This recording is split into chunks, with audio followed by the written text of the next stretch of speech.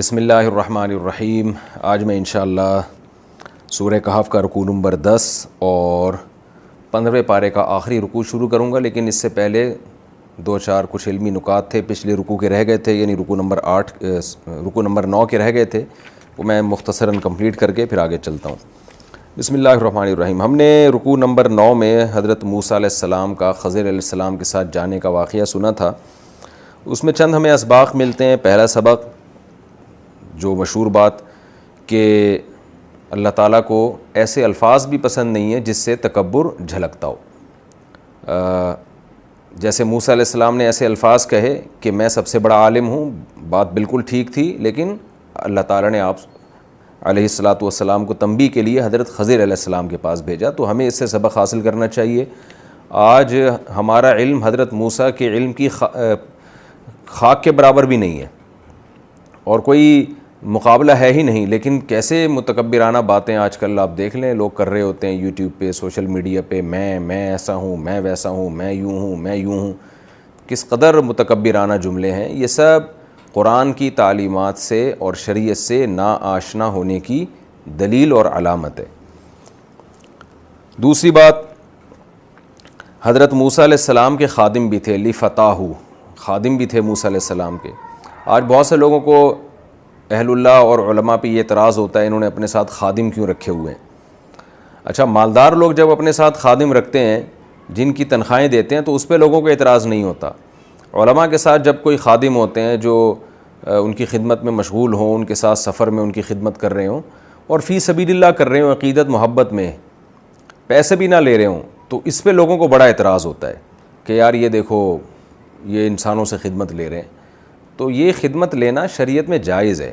خدمت دو طرح سے لی جاتی ہے، یا تو کسی کو اجرت دے کے لی جاتی ہے، وہ بھی جائز ہے، اگر اللہ نے آپ کو پیسہ دیا ہے تو آپ اجرت پہ بھی خادم رکھ سکتے ہیں، تنخواہ پہ بھی رکھ سکتے ہیں۔ اور اگر کوئی عقیدت محبت میں آپ کی خدمت کر رہا ہے تو اللہ نے آپ کو کچھ ٹوٹا پھوٹا علم دیا ہے جس کی وجہ سے اللہ نے آپ کو لوگوں پہ فضیلت دی ہے، تو بھی خدمت لینا جائز ہے۔ اور جب بھی انسان کی مصروفیتیں بڑھتی ہیں، اس کے کام پھیلتے ہیں، تو اس کو ویسے بھی ملازمین رکھنے پڑتے ہیں، ورنہ وہ کوئی دنیا میں بڑا کام کر نہیں سکتا۔ تو پیغمبروں سے بھی یہ ثبوت ہمیں ملتا ہے کہ پیغمبروں نے بھی خادم رکھے ہیں۔ تو موسیٰ علیہ السلام کے یہ خادم تھے، یوشع علیہ السلام، جن کو بعد میں اللہ نے نبوت بھی عطا فرمائی۔ دوسری بات تو ہمیں یہ پتہ چلی۔ تیسری بات ہمیں یہ معلوم ہوئی کہ زاد راہ لے جانا یہ توکل کے خلاف نہیں ہے، بلکہ لے جانا چاہیے۔ موسیٰ علیہ السلام کتنے بڑے اللہ کے پیغمبر تھے اور کتنے معجزے دیکھے آپ نے اپنی آنکھوں سے، لیکن آپ بھی کھانا ساتھ میں لے کر گئے ہیں۔ تبھی تو خادم سے کہا نا کہ لقد لقینا من سفرنا ھذا نصبا، ہم تھک گئے ہیں بھائی، کھانا لے کر آؤ، بھوک لگ رہی ہے۔ تو کچھ لے کر گئے تھے تبھی تو کہا تھا نا۔ تو اس سے پتہ چلتا ہے کہ ہمیں دنیا میں اسباب اختیار کرنے چاہیے، پھر اس کے بعد اللہ پہ اعتماد اور توکل کرنا چاہیے۔ اور ایک اور نقطے کی بات یہ بھی ہے کہ موسیٰ علیہ السلام ساتھ میں مچھلی لے کر گئے تھے، تو کوئی کیکڑا یا کوئی اور عجیب سی مخلوق نہیں لے کر گئے تھے۔ یعنی سمندر میں جو بہت ساری مخلوقات نکلتی ہیں نا، ہمیں نہیں ملتا قرآن میں یا احادیث میں کہ نبی صلی اللہ علیہ وسلم نے یا کسی پیغمبر نے ان کو کھایا ہو۔ آج یہ بہت زیادہ رواج ہو رہا ہے، آکٹوپس بھی لوگ کھا رہے ہیں، سمندر سے نکلنے والی ہر مخلوق۔ تو دلائل کی دنیا میں جو مضبوط اور راجح بات ہے وہ یہی ہے کہ سمندر کی صرف مچھلی حلال ہے۔ باقی اس پہ میں تفصیلی کلپ ریکارڈ کروا چکا ہوں، مفصل دلائل آپ اس میں دیکھ سکتے ہیں۔ اچھا، اس میں موسیٰ علیہ الصلاۃ والسلام کا حضرت خضر علیہ السلام سے ادب کے ساتھ پیش آنا، حالانکہ مقام تو موسیٰ علیہ السلام کا اونچا تھا، لیکن چونکہ سیکھنے کے لیے گئے ہیں تو حضرت موسیٰ علیہ السلام جیسے پیغمبر نے بھی استاذ اور شاگرد کے آداب کا لحاظ کیا ہے۔ تو کتنا زبردست ادب کیا، وہاں جا کے کیا کہا، هل اتبعک علی ان تعلمنی مما علمت رشدا، کیا یہ پاسبل ہے، کیا یہ ممکن ہے کہ جو اللہ نے علوم آپ کو دیے ہیں، میں ان علوم کو سیکھنے کے لیے کیا میں آپ کو فالو کر سکتا ہوں؟ یہ ایسے ہی نا جیسے جب آپ کمرے میں آتے ہیں تو میں آئی کمنگ، کیا میں آ سکتا ہوں؟ تو یہ ادب کے الفاظ قرآن پہلے سے ہمیں سکھا چکا ہے کہ آپ ایسے شائستہ لہجے میں بات کریں جب کسی بڑے سے بات کرتے ہیں، کیا یہ میرے لیے ممکن ہے بھائی، آپ مجھے پرمیشن دیں گے اس کی؟ حالانکہ موسیٰ علیہ السلام تو جا کے یہ بھی کہہ سکتے تھے مجھے اللہ نے بھیجا ہے آپ کے پاس اور اب آپ کو مجھے لے جانا پڑے گا اپنے ساتھ، آپ کے پاس نو کا آپشن نہیں ہے، بات یہ بھی ٹھیک ہوتی۔ اور واقعی موسیٰ علیہ السلام کو جب وحی ہوئی ہے تو موسیٰ علیہ السلام خضر علیہ السلام کو جا کے بتاتے کہ مجھے وحی ہوئی ہے، تو وہ انکار نہیں کر سکتے تھے، بھئی اللہ کا حکم ہے. لیکن کتنا ادب کیا موسیٰ علیہ السلام نے، اور کہا کہ حل اتبعک، یعنی سوالیہ نشان، سوال کیا ہے کہ کیا یہ ممکن ہے کہ میں آپ کے ساتھ سفر کر سکتا ہوں. اس کا مقصد سوائے استاذ کا احترام اور ادب اور اگلے کو رسپیکٹ دینا، اس کے علاوہ کچھ بھی نہیں ہے. تو ہمیں بھی یہ تمیز سیکھنی چاہیے کہ جب کسی بڑے سے ملتے ہیں، بات کرتے ہیں، تو الفاظ کا سلیکشن اچھا ہونا چاہیے جس سے یہ لگتا ہو کہ آپ ادب تمیز والے خاندان سے آپ کا تعلق ہے اور آپ بدتمیز نہیں ہیں. خضر علیہ السلام کا جواب میں یہ فرمانا کہ آپ ہرگز میرے ساتھ صبر نہیں کر سکتے، اس میں بھی ایک علمی نکتے کی بات ہے. خضر علیہ السلام جانتے تھے کہ موسیٰ علیہ السلام ایک نبی ہیں اور شریعت سکھانے کے لیے آئے ہیں، تو جو بھی ناجائز کام دیکھیں گے، جو ان کو لگے گا کہ ناجائز ہے، تو پیغمبر کے لیے اس پہ خاموشی اختیار کرنا بہت مشکل ہوگا. تو یہ موسیٰ علیہ السلام کی فضیلت تھی کہ برائی دیکھ کے خاموش نہیں رہتے تھے، لیکن جیسے ہی خضر علیہ السلام نے تنبیہ کی تو پھر خاموش ہو جاتے تھے، کیونکہ موسیٰ علیہ السلام کو پتہ تھا بھئی جب مجھے اللہ نے بھیجا ہے تو جس چیز کو میں برائی سمجھ رہا ہوں حقیقت میں وہ برائی ہے نہیں، ورنہ اللہ تو نہیں بھیجتا نا کسی ایسے شخص کے پاس جس میں برائی ہو. تو یہاں موسیٰ علیہ السلام کی فضیلت ثابت ہوتی ہے کہ خضر علیہ السلام جانتے تھے کہ آپ اس سے صبر نہیں کریں گے. تو یہاں بے صبری بظاہر تو بے صبری ہے، لیکن اس بے صبری کے پیچھے جو ایک بنا ہے وہ بہت اچھی ہے، وہ یہ ہے کہ برائی دیکھ کے خاموش نہ ہونا.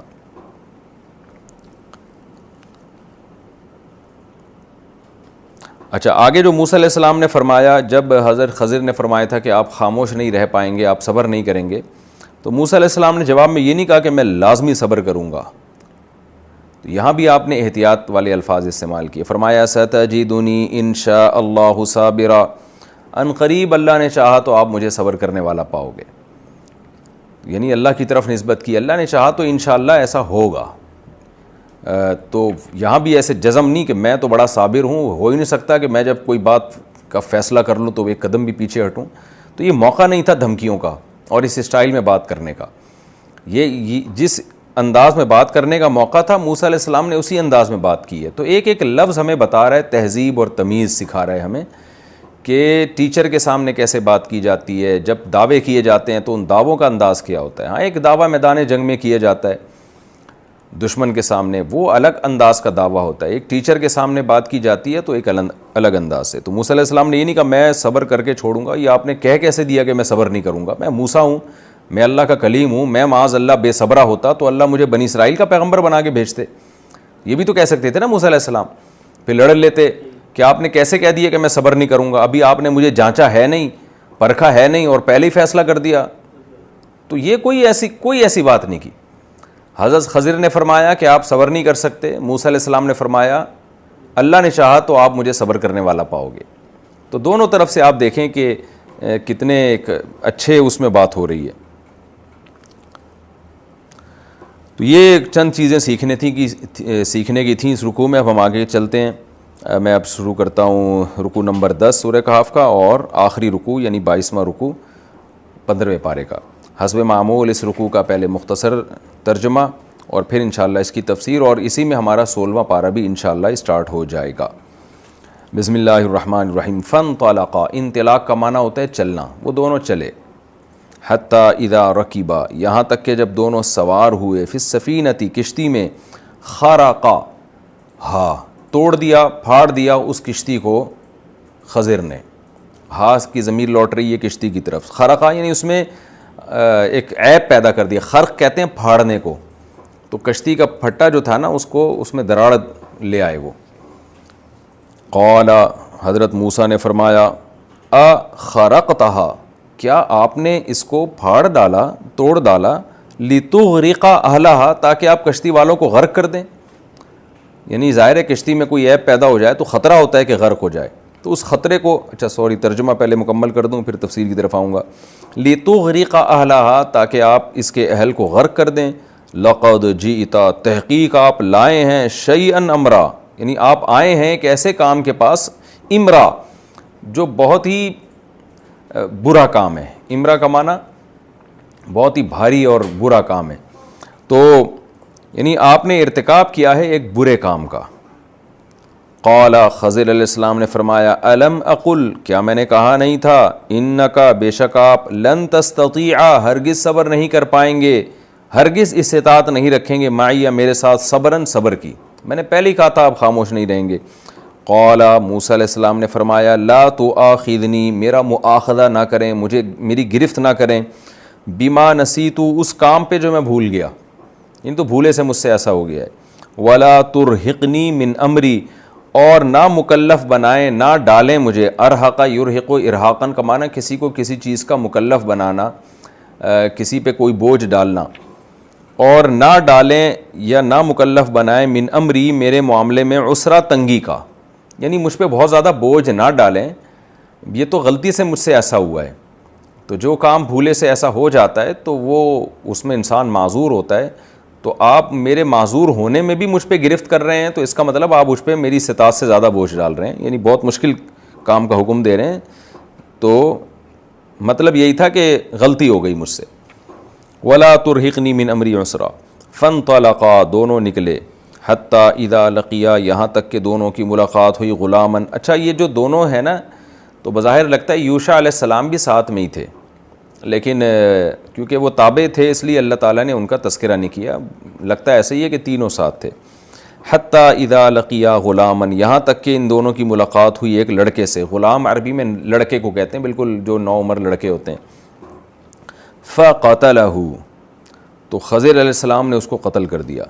قال موسیٰ علیہ السلام نے فرمایا اقتلت نفسا کیا آپ نے ایک جان قتل کر دی, زکیۃً پاکیزہ. نفس کا لفظ عربی میں مؤنث ہے اس لیے زکیون کے بجائے زکیہ. زکیہ پاکیزہ کو کہتے ہیں, زکوٰۃ اسی سے نکلا ہے جس سے مال پاک ہو جاتا ہے آپ کا. قد افلح من تزکا تحقیق وہ کامیاب ہوا جو پاک ہو گیا, تو یہ اس کے معنی میں آتا ہے. زکیہ پاکیزہ نفس, یعنی ایک لڑکا ہے جو گناہوں سے پاک ہے, آپ نے اس کو قتل کر دیا. بغیر نفس بغیر کسی نفس کے بدلے, یعنی اس نے کسی انسانی جان کو قتل کیا ہوتا تو قتل کا بدلہ تو قتل ہے, یہ تو بغیر نفس کے آپ نے بغیر انسانی یعنی بغیر قتل نفس, کسی نفس کے قتل کے بغیر آپ نے اس شخص لڑکے کو قتل کر دیا.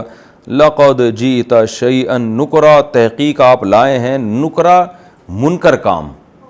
نکرا کا مطلب یعنی وہ اچھمبے کا وہ کام جو برا سمجھا جاتا ہے, تو منکر سے نکلا یہ, اس یعنی منکر کے لفظ سے آپ یہ یاد رکھیں, برا کام آپ نے کیا. قال خضر علیہ السلام نے فرمایا الم اقل لک کیا میں نے آپ سے کہا نہیں تھا, انک لن تستطیع کہ ہرگز آپ صبر استطاعت نہیں رکھیں گے میرے ساتھ صبر کی. قال موسیٰ علیہ السلام نے فرمایا ان سألتک عن شیء اگر میں نے کسی چیز کے بارے میں آپ سے پوچھ لیا, بعدہا اس کے بعد بھی, یہ جو بھی واقعہ ہو گیا اس کے بعد بھی اب میں نے پوچھ لیا, فلا تصاحبنی تو آپ مجھے اپنے ساتھ نہ رکھیے گا, آپ پھر معذور ہیں, آپ مجھے اپنے سے دور کر دیے گا. قد بلغت من لدنی عذرا تحقیق آپ پہنچ چکے ہیں میری طرف سے عذر کو, یعنی اب آپ بھی معذور ہیں, غلطی میری ہے. فانطلقا دونوں چل نکلے, حتیٰ اذا اتایا یہاں تک کہ دونوں آئے اہل قریۃ ایک بستی والوں کے پاس. استطعما ان دونوں نے کھانا طلب کیا. استطعما یستطعم طعام سے نکلا ہے, طعام کھانے کو کہتے ہیں, استطعام کا معنی کھانا طلب کرنا. دونوں نے کھانا طلب کیا اہلہا اس بستی والوں سے. فابوا تو بستی والوں نے انکار کیا. ابا یا ابا انکار کرنا, تو ابو تھا اصل میں, ابا یو تھا.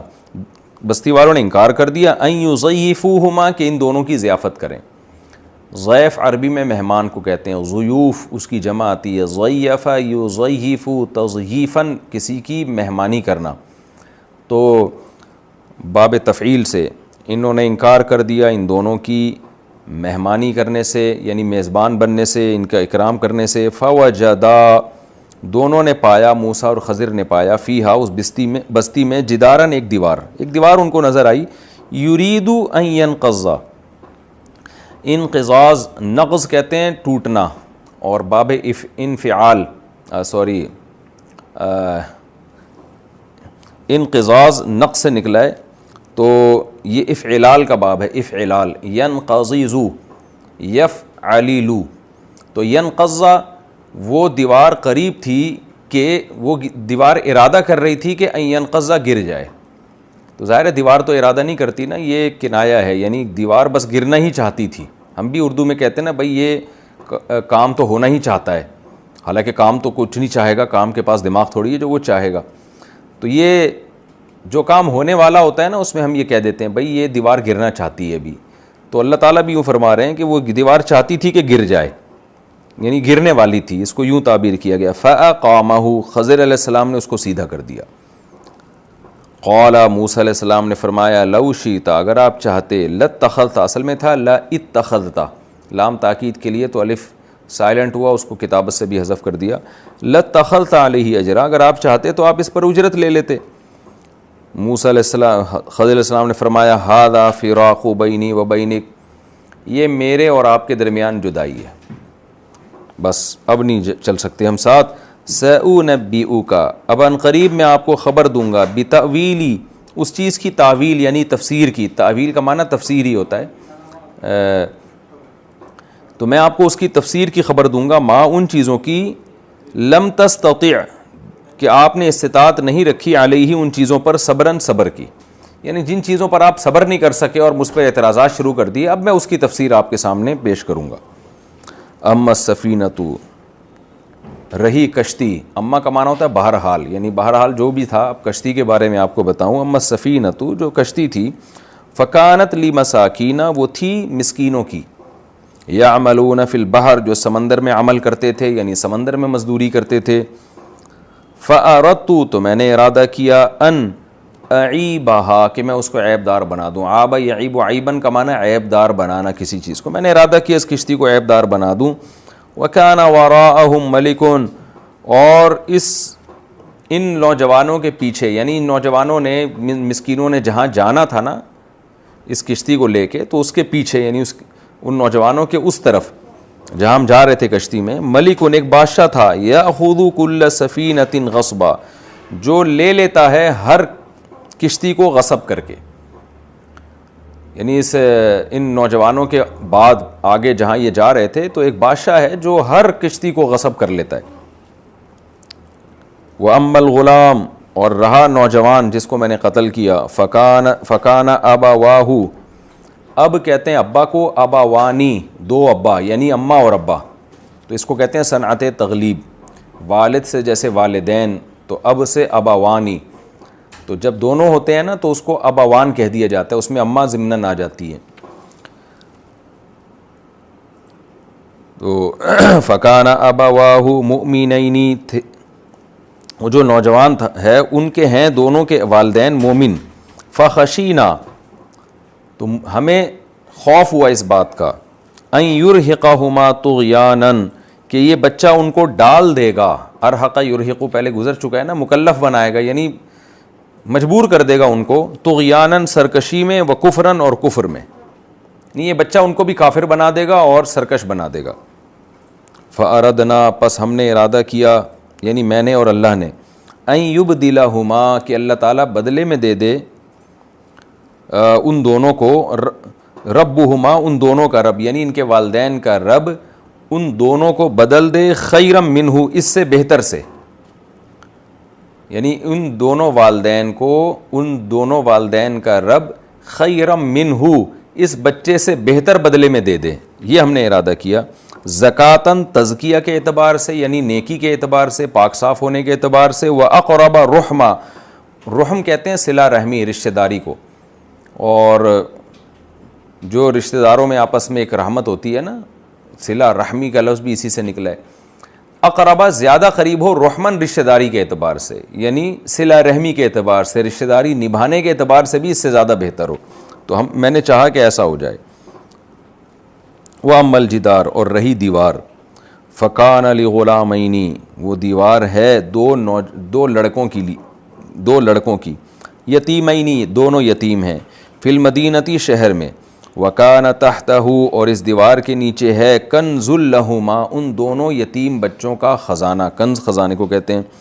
وَكَانَ أَبُوهُمَا صَالِحًا, اور تھا ان دونوں کا ابا نیک آدمی. فَأَرَادَ رَبُّكَ, پس تیرے رب نے ارادہ کیا, أَن يَبْلُغَا أَشُدَّهُمَا, کہ یہ دونوں بچے پہنچ جائیں اشدہما اپنی بھرپور جوانی کو، اشد اپنی مضبوط عمر کو، ویستخرجا اور پھر یہ دونوں نکال لیں کنزہما اپنے خزانے کو، رحمتا من ربک یہ سب تیرے رب کی رحمت تھی، وما فعلتہ عن امری اور میں نے یہ کام نہیں کیا اپنے حکم سے، ذالک تأویل یہ تفسیر ہے، یہ پوری ڈیٹیل ہے، ما ان باتوں کی لم تستطع علیہ صبرا جس پر آپ نے صبر کی استطاعت نہیں کی، جس میں آپ پر صبر کی استطاعت ہی نہیں تھی۔ تستطيع اصل میں تھا تستطيع، تا کو تخفیفاً حذف کر دیا ہے۔ یہ ہو گیا جی اس رکوع کا مختصر لفظی ترجمہ۔ اب ہم اس کی تفسیر کی طرف چلتے ہیں۔ موسیٰ علیہ السلام اور خضر علیہ السلام کا جب ایگریمنٹ ہو گیا، حضرت خضر نے فرمایا موسیٰ علیہ السلام سے کہ اس شرط پہ لے کے جاؤں گا، آپ نے سوال نہیں پوچھنا، اعتراض نہیں کرنا۔ موسیٰ علیہ السلام نے کہا اللہ نے چاہا تو آپ مجھے صبر کرنے والا پائیں گے، اور یہ دونوں نکلے۔ حتیٰ اذا رکبا فی السفینۃ، سفر کرنے کے لیے کشتی میں بیٹھے ہیں، حضرت خضر علیہ السلام نے کیا کیا، اس کشتی کو عیب دار بنا دیا، کسی پھٹے میں دراڑ پیدا کر دی، سوراخ کر دیا۔ تو موسیٰ علیہ السلام کو فوراً اعتراض ہوا، اخرقتہا، ایک سیکنڈ بھی موسیٰ علیہ السلام خاموش نہیں ہوئے، فرمایا کہ آپ نے اس کو توڑ دیا، لتغرق اہلہا، تاکہ کشتی والے غرق ہو جائیں۔ مطلب یہ نہیں تھا کہ یقینی غرق ہوں گے، ظاہر ہے اس میں تو موسیٰ علیہ السلام بھی تھے اور سارے ہی لوگ تھے، مطلب یہ تھا کہ یہ کام بہرحال ایسا ہے جو غرق، کشتی کے ڈوبنے کا ذریعہ بہرحال بن سکتا ہے، تو آپ نے ایسا کام کیا کیوں؟ یہ بھی ممکن ہے کہ ہم تو نکل جائیں گے، لیکن جب واپس یہ کشتی میں آئیں گے تو یہ دراڑ آہستہ آہستہ پھیلے گی اور کشتی کے ڈوبنے کا خطرہ ہوگا۔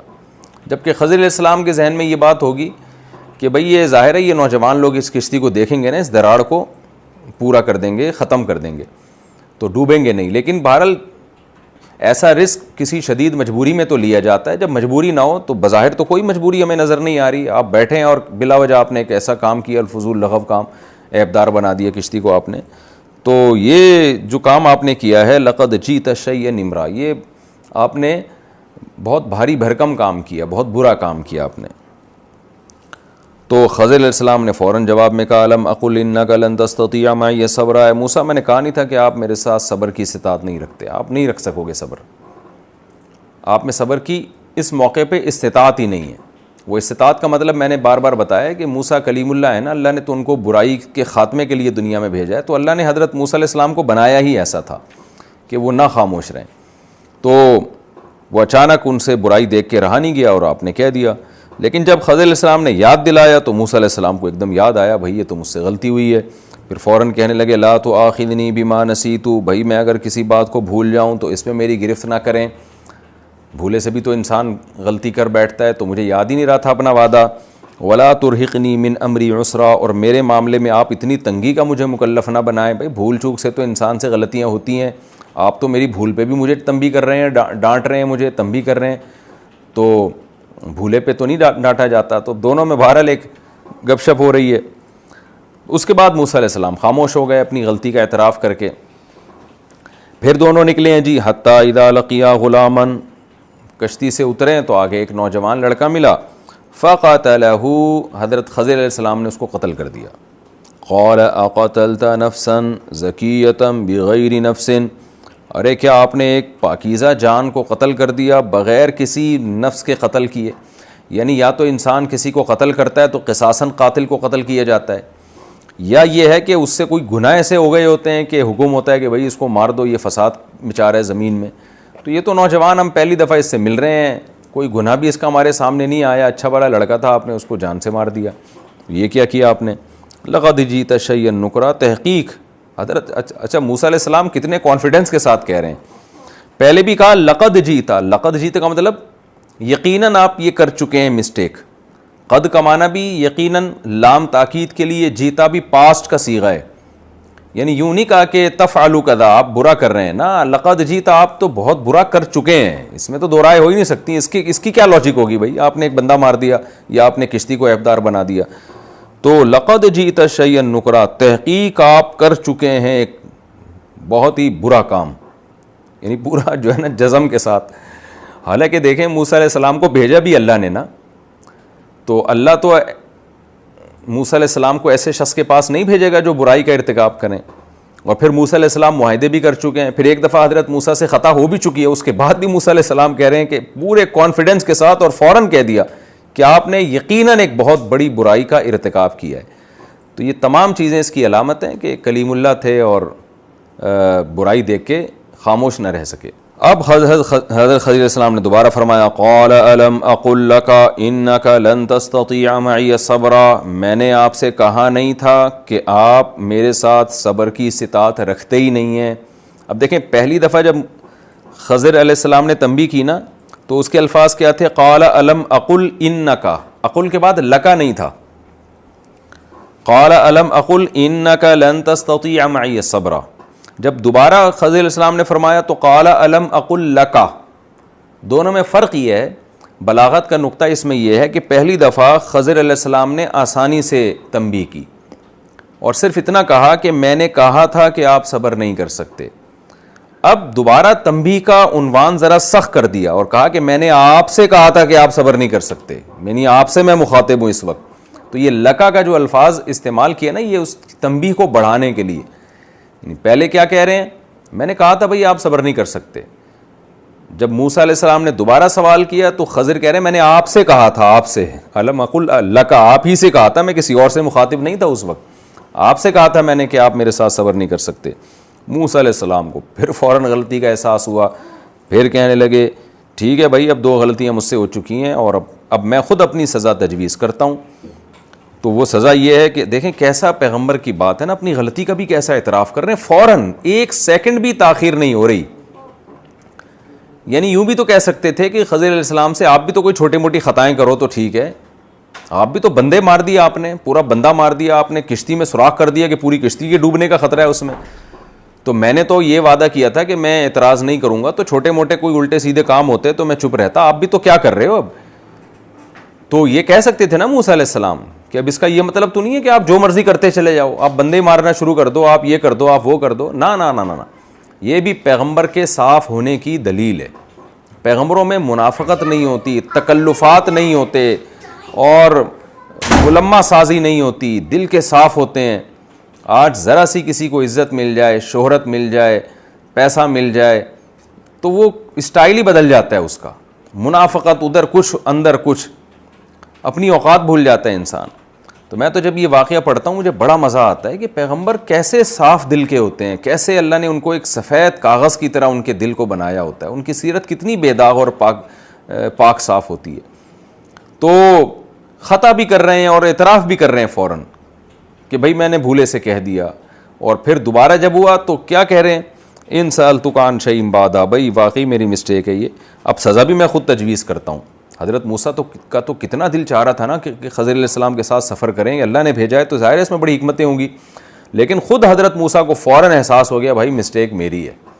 اب یہ ہے کہ اب مجھے خود اپنے لیے سزا تجویز کرنی پڑے گی, اور یہ میں زیادہ جس کو میں نے ابھی ٹیچر بنائے ہوئے ہے ان کو بھی میں زیادہ نہیں پریشان کروں گا کہ بار بار مسٹیک کرتا رہوں اور کچھ سزا ہی نہ ہو. تو اب مجھے بھی اپنے آپ کو پابند کرنا پڑے گا. وہ پابندی کیا ہے؟ ان سألتک عن شیء بعدہا, اگر اس کے بعد بھی میں نے آپ سے اب کچھ سوال پوچھا, فلا تصاحبنی, تو آپ مجھے اپنے ساتھ سفر نہ کرنے دیں, یہ میری سزا ہے. قد بلغت من لدنی عذرا, تحقیق آپ میری طرف سے عذر کو پہنچ چکے ہیں, آپ بالکل معذور ہیں. یعنی کتنا بڑا اعتراف کر رہے ہیں اپنی, کتنا واضح لفظوں میں اپنی غلطی کا اعتراف کر رہے ہیں کہ غلطی بھی مان رہے ہیں اور یہ بھی مان رہے ہیں کہ چھوٹی غلطی نہیں, بہت بڑی غلطی ہے کہ ایک دفعہ غلطی کے بعد میں نے دوبارہ غلطی کی ہے. تو قد بلغت من لدنی عذرا, تحقیق آپ پہنچ چکے ہیں میری طرف سے عذر کو, یعنی آپ نے بہت زیادہ گویا کہ مجھے برداشت کیا ہے اور اب آپ معذور ہیں. تو آج کہاں جب 2 شخصوں میں ایسی بات چیت ہوتی ہے تو کون کسی کا ایسا اکرام کرتا ہے؟ ہر شخص اپنے آپ کو صحیح ثابت کرتا ہے, دوسرے کو 100% غلط ثابت کرنے کی کوشش میں لگا ہوتا ہے. فانطلقا, خضر علیہ السلام بھی خاموش ہو گئے کہ ٹھیک ہے بھئی آپ نے خود ہی کہہ دیا. فانطلقا, پھر دونوں آنکھیں نکلیں. حتی اذا اتیا اہل قریۃ, دونوں کسی بستی والوں کے پاس گئے, کہیں گزر رہے تھے تو بستی آ گئی, اب زاد راہ بھی ختم ہو گیا ان کے پاس. تو اب استطعما اہلہا, بستی والوں سے انہوں نے کہا بھئی ہم مسافر ہیں تو ہمارے لیے کوئی کھانے پینے کا انتظام کر دیں. وہ ایسے نالائق لوگ, فابوا ان یضیفوہما, انہوں نے یہ بھی خیال نہیں کیا کہ کیسے نورانی چہرے والے لوگ آئے ہیں اور کتنے بابرکت لوگ ہیں. ظاہر ہے اللہ والوں کے جو چہرے ہوتے ہیں ان سے پتہ چل جاتا ہے کہ یہ نیک لوگ ہیں. اور مسافروں کا تو ویسے ہی دنیا خیال کرتی ہے. ان نالائق لوگوں نے ان کا اکرام کرنے سے انکار کر دیا. فوجدا فیہا جدارن، تو دیکھا کہ ایک دیوار ہے، بستی میں کوئی دیوار تھی جو بستی کے لیے مفید ہوگی. یرید ان ینقض، وہ دیوار گرنا چاہتی تھی. فاقامہ، خضر علیہ السلام نے اس کو سیدھا کر دیا. اب بعض روایات میں یہ آتا ہے، اسلاف سے منقول ہیں یہ روایات، کہ خضر علیہ السلام کو اللہ نے بطور کرامت ایسا کیا ان کے ہاتھ پہ کہ خضر علیہ السلام نے جا کے دیوار کو ایسے یوں ہاتھ لگایا اور وہ بالکل مضبوط ہو گئی، سیدھی گرنے سے بچ گئی. تو اس طرح سے خضر علیہ السلام نے اس دیوار کو سیدھا کر دیا. قال، موسیٰ علیہ السلام نے فرمایا، لو شئت لاتخذت علیہ اجرا، دیکھیے ہم یہاں مجبور ہیں، ہمارے پاس کھانے کو نہیں ہے، پیسے بھی نہیں ہمارے پاس، یہاں تک نوبت آ گئی ہے کہ ہمیں ان سے مطالبہ کرنا پڑا. تو یہ بہترین موقع تھا اپنے لیے زاد راہ کے انتظام کا، بہترین موقع تھا کہ ہم یہ کام فری میں کرنے کے بجائے اجرت لے کے کرتے. یعنی اس میں دو حکمتیں تھیں. ایک تو یہ کہ اس نالائق قوم کو احساس ہو جاتا کہ اس طرح سے مسافروں کو نہیں دھتکارا جاتا، تو ان کنجوسوں سے تو پیسے لینے چاہیے نا تاکہ ان کی اصلاح ہو. اور دوسرا یہ کہ تاکہ ہم بھی مستغنی ہو جائیں. اس کی مثال ایسے ہے جیسے کوئی شخص بیچارہ بھوک سے مر رہا ہو اور اسے کوئی مزدوری کوئی کام دے دے کہ یہ کام کر لے اور وہ فری میں کرے، تو لوگ کیا کہیں گے، بھائی تو ابھی فری میں کرنے کے بجائے تو پیسے لے کے کر لیتا نا تاکہ تیری بھوک تو ختم ہوتی.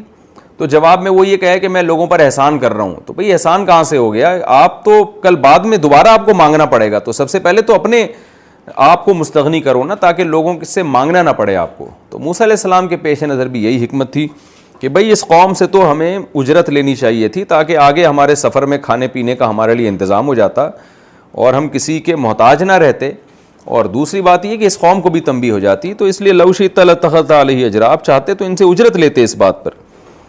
خضر علیہ السلام نے کیا فرمایا، ھذا فراق بینی و بینک، کہ موسیٰ اب یہ تیرا اور میرا فراق ہے، اب جدائی ہے.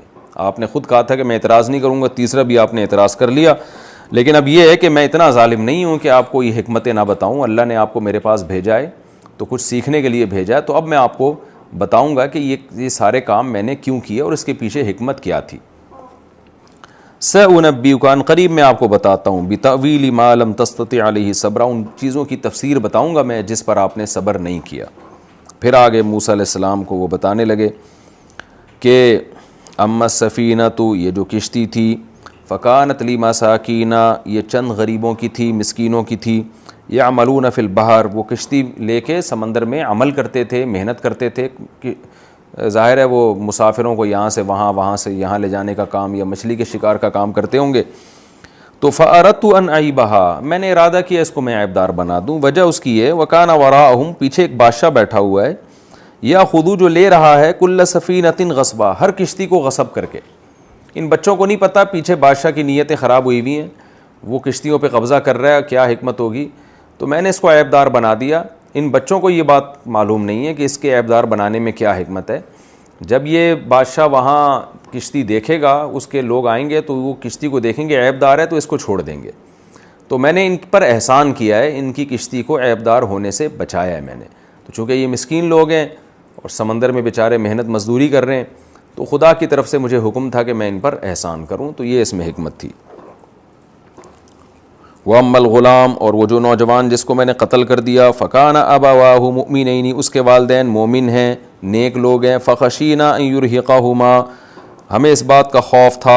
یعنی یہ خوف کا معنی یقینی خوف، یہ وہ والا خوف نہیں ہے کہ امکان، کیونکہ امکان کی بیس پہ نہیں کسی کو قتل کیا جاتا. تو مطلب یہ کہ یہ اس بات کا ہمیں پورا خوف تھا، یقین تھا کہ کیا ہوگا، ان یرہقہما، کہ یہ بچہ ان کو مجبور کر دے گا، مکلف بنا دے گا، طغیاناً، سرکشی اور کفر کا. کیا مطلب کہ یہ بچہ تو کافر نکلے گا اور خدا کا باغی اور نافرمان ہوگا، تو اس کے والدین اس کے دباؤ میں آ کے یا بچے کی محبت میں آ کے خود بھی گمراہ ہو جائیں گے، سرکش بن جائیں گے. بعض دفعہ والدین اولاد کی محبت میں کفر کر بیٹھتے ہیں، جیسے بعض دفعہ والدین اولاد کی محبت میں دیندار بن جاتے ہیں، تو بعض دفعہ والدین اولاد کی محبت میں کافر بھی بن جاتے ہیں.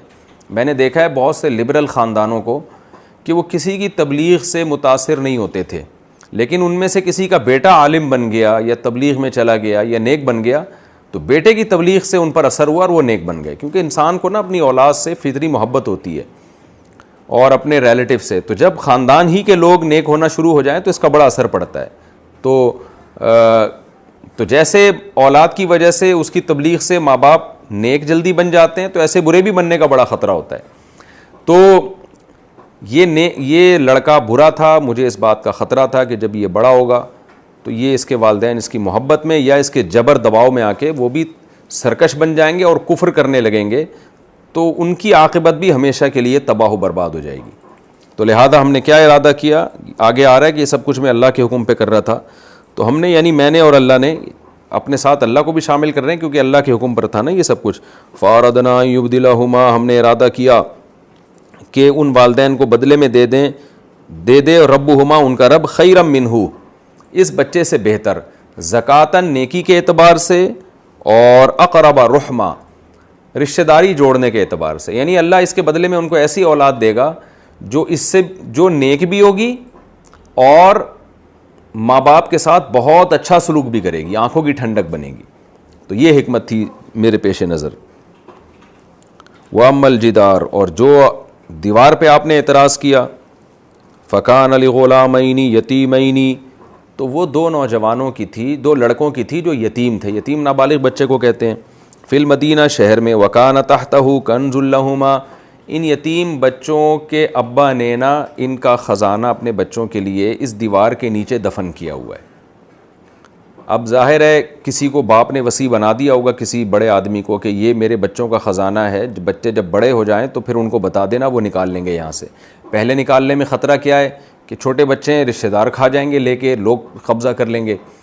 تو اس وصی کو بھی بتا دیا. اب ہو سکتا ہے جو متولی تھا, وصی تھا, وہ سفر پہ گیا ہوا اور دیوار گر رہی ہو, تو اس لیے دیوار گر کے خطرہ تھا کہ خزانہ ظاہر ہو جائے گا اور محلے والے سارا خزانہ لے کے کھا جائیں گے. تو خضر علیہ السلام کو اللہ نے حکم دیا. کیا حکم دیا؟